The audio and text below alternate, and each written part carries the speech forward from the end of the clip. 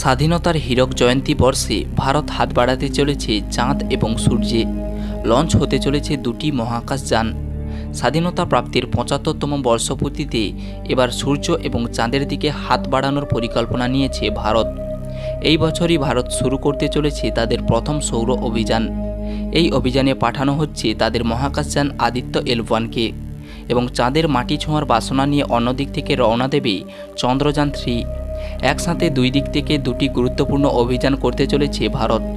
অভিযান দুটিকে শুরু থেকে শেষ পর্যন্ত নজরে রাখতে চলেছে ইউরোপিয়ান স্পেস এজেন্সি। ইতিমধ্যেই তাদের তরফ থেকে জানানো হয়েছে অস্ট্রেলিয়া, স্পেন এবং আর্জেন্টিনাতে বসানো তাদের ডিপ স্পেস নেটওয়ার্কের অ্যান্টেনাগুলির মাধ্যমে মহাকাশের এই দুটি মহাকাশযানের অভিযানের প্রত্যেকটি মুহূর্তের উপরে নজর রাখবে তারা। নজর রাখা হতে চলেছে সমস্ত গতিবিধির ওপরে।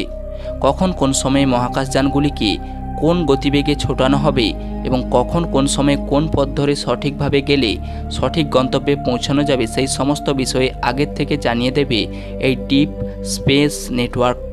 এছাড়াও মহাকাশ থেকে এই দুটি মহাকাশযানের পাঠানো যাবতীয় তথ্য, ছবি এবং সিগন্যাল যাতে নির্বিঘ্নে পৌঁছাতে পারে তার জন্য গ্রাউন্ড কন্ট্রোলে নজর রাখবে এই সমস্ত অ্যান্টেনা।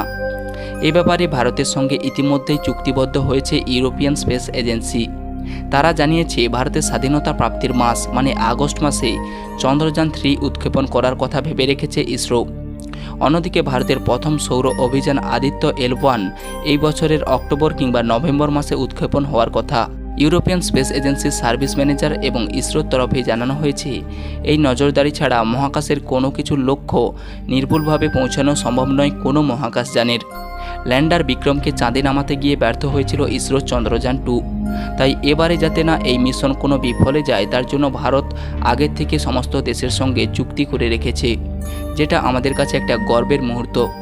সো বন্ধুরা, এটি ছিল মহাকাশ গবেষণা নিয়ে আরও একটি সায়েন্টিফিক ইনফরমেটিভ ভিডিওটি যদি ভালো লেগে থাকে লাইক, কমেন্ট, শেয়ার অবশ্যই করবেন এবং আপনি যদি চ্যানেলটিতে নতুন হয়ে থাকেন তাহলে চ্যানেলটিকে সাবস্ক্রাইব করে পাশে থাকা বেল আইকনে প্রেস করে নিন, কারণ এইরকমই আরও স্পেস, সায়েন্স, টেকনোলজির ভিডিও প্রতিনিয়ত আসতে থাকে এই চ্যানেলে।